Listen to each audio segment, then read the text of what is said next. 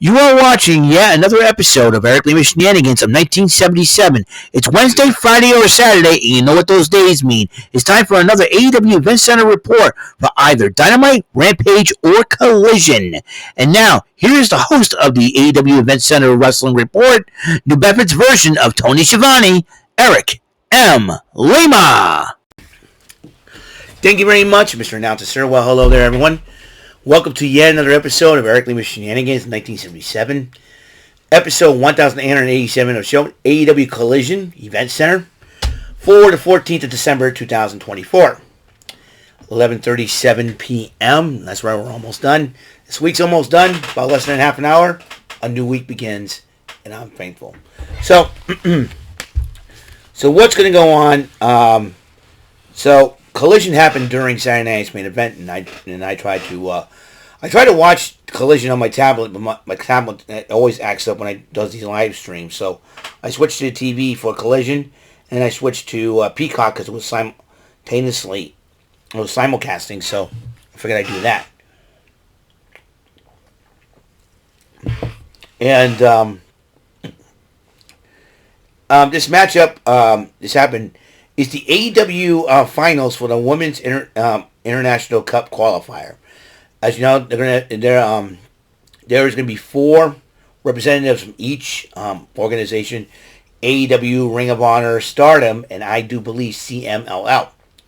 And those 4 women will go at it in a fatal 4-way to determine the first ever the Women's International Cup champion. So from the AEW side of things, Willow Nightingale went up against Jamie Hayter.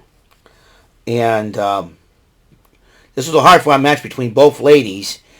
But Willow Nightingale ended up picking up the victory, will represent AEW in the Women's International Cup fatal 4-way championship at Wrestle Dynasty, I do believe, in Japan. But Jamie Hayter was trying to recuperate, but the lights went out. And then when the lights went back on, Julia Hart appears, attacks Hayter, dropping her with a reverse DDT. And looks like Julia Hart is finally arrived. House always wins. Jamie Hayter, beware. And so the Continental Classic continues on with the Blue League. There's 2 Blue League matches. Kazuchika Okada went up against the Beast Mordos. This is a international battle. You know, Beast Mordos represent Mexico. Okada representing Japan. And Okada, they say that Okada is one of the best tournament wrestlers ever. He knows a lot about these tournaments. And in the end, Kazuchika Okada did win. Remember, Okada is the current AEW Continental Champion. So if he wants to keep that title, he's got to keep his points up. And that's what he needs to do. In another battle of the Australians, that's right, Toni Storm in her second match back under the rocker version of Toni Storm. Give me a second here. Alright, now we're going to talk a little bit about Toni Storm. Her first match back was last night at Rampage against fellow Aussie and fellow Gold Coast native Harley Cameron. And this time around, another fellow Aussie would be facing her. In her second match back, Shazza McKenzie took on Toni Storm. Both women shook hands before the match. They fought. Excellent matchup. Toni Storm won with Storm Zero. And then she addresses the crowd. Now, it seems like Toni Storm is going through a little bit of identity crisis. You know, she was about to do the timeless pose, but she was a rocker. You know what Toni Storm should do? Combine both personalities. That could make her the ultimate package, in my personal opinion. And I think you're talking about mind games, and Toni Storm should be like, when she was timeless Toni Storm, she was very intellectual, with her promos and all. And Toni Storm, when she was a rocker, she was a go-getter. Combine the two, and I think you're going to see a different side of Toni Storm. Combine both of those personas, boom, you'll get the ultimate Toni Storm, in my personal opinion. And, you know what's funny? I think her and Harley Cameron must be studying R-Truth. So R-Truth knows how to be funny, can wrestle, and he's hilarious. Imagine, Toni, because Harley Cameron's come to her own. Toni Storm, And I'll tell you what, you put those two together as a team, they'll come up with the most entertaining thing ever. But right now, I know they're on opposite sides. I say put Toni Storm and Harley Cameron together as a team. That's why I say I think both of them are very eccentric. They got their goofball personalities. They have a lot of fun. I mean, they picked up a lot from R-Truth as far as comedy stylings. I love it. And I always consider Harley Cameron having the beauty of the late, great Olivia Newton-John and the singing talent of Kylie Minogue. That's how good she is. You know, she's got that. She's super talented. And I'm wearing her t-shirt, Harley Cameron. I love Harley Cameron. I don't know why, you know.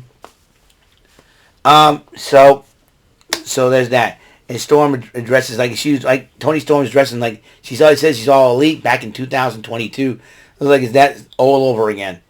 Mariah May addresses Thunder Rosa. She said, "You know what, Thunder Rosa? Anytime, anywhere, any place." So Tony Schiavone asks Thunder Rosa, and Thunder Rosa says, "World's End." But then it'll be a Tijuana street fight for the AEW Women's World Championship. And then Storm interrupts. Rosa introduces herself and introduces herself to Tony Schiavone. And both of them kind of looked at each other, kind of confused. So, like I said, Toni Storm is probably getting a new persona here. Top Flight versus Action Andretti and Lio Rush. And another lovely lady in Top Flight's corner, Layla Gray, looking very beautiful. But in the end, Action Andretti and Lio Rush ended up winning that match. And I think the winner of that match will probably face Private Party at World's End. So if that's the case for the tag team titles, it'll be very interesting. And Renee Paquette. I mean, this past Wednesday, I do believe, AEW Dynamite. Interviewed Mercedes Moné and Anna Jay as Chris Statlander was in action against Tootie Lynn. Tootie Lynn has been known to wrestle in the NWA, and Statlander ended up picking up the victory in that matchup. Dustin Rhodes, one half of the Ring of Honor Tag Team Champions, Sammy Guevara. They're known as the Sons of Texas. At Final Battle, they'll be defending those titles against the Righteous, Dutch and Vincent. And Dustin Rhodes says that these meant a lot to him, and he's making it personal to keep the titles. So we shall see what happens in that matchup down the road. 10-man tag team matchup. Get this. On one team, you got Orange Cassidy, Commander, the TNT champ Daniel Garcia, and the Outrunners that take on the Premier Athletes, accompanied by Mark Sterling, who does not know the meaning of the word yeet. And like I said, I told him, tweet Jay Uso. He'll tell you. And Premier Athletes consist of Tony Nese, Josh Woods, and Aria Davari, and the MXM Collection, Mace Madden and Mansoor. And in this matchup, Cassidy, Commander, Daniel Garcia, and the Outrunners, Turbo Floyd and Truth Magnum win the matchup. That was a big victory for them. Don Callis addresses Powerhouse Hobbs and Mark Davis. And Powerhouse Hobbs will have his international title shot against Konosuke Takeshita at World's End. In the main event, the 10th Blue League matchup, the Continental Classic, Mark Briscoe and against Kyle Fletcher. And Mark Briscoe upset Kyle Fletcher. I thought Kyle Fletcher was going to win, but Mark Briscoe picked up the victory. Orange Cassidy and Will Nightingale, who is now the newest member of the conglomeration, celebrate with Briscoe. But then the Death Riders commandeer a camera, and they were waiting for somebody. FTR walks by with their belongings. Marina Shafir stands in their way. Pac, Claudio, and John Moxley jumped them, pulled bags over their heads, and then dragged them. Basically, they kidnapped FTR. What is the Death Riders up to now? I think FTR is not very happy they stopped the Death Riders from killing Orange Cassidy. Tell you, John Moxley's got a screw loose, man. He's going to go crazy to the point where everybody in that group's going to abandon him. Watch. John Moxley will be so way out there, it's not funny. I got to tell you, it's crazy, to say the least. So, well, I guess that's it. That's all the time we have on this episode of Eric Lima Shenanigans of 1977. I think there's a possibility that I might do the Patriots game tomorrow, and my voice is fine. Like I said, it's not at about 90%. My voice is, and that's what. And to the person that was complaining about the sound, listen, I had a cold. It's hard for me to. I want to make sure people can hear me, and that's the reason why I had the volume up. And listen, if you don't like how the volume sounds, here's an idea: turn down your volume. Turn down your volume. That's all you need to do. No big deal. So,